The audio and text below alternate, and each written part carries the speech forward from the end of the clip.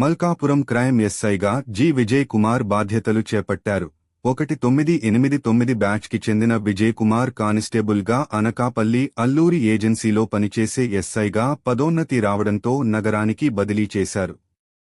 బదిలీలో భాగంగా పెందుర్తి సిసిఎస్లో పనిచేసిన విజయ్ కుమార్ మల్కాపురం క్రైమ్ ఎస్ఐగా బాధ్యతలు చేపట్టారు.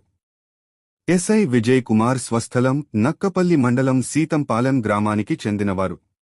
జి విజయ్ కుమార్ తనకు తనుగా తెలిపిన విషయంలో, నేను 1989 బ్యాచ్కి చెందిన కానిస్టేబుల్ని.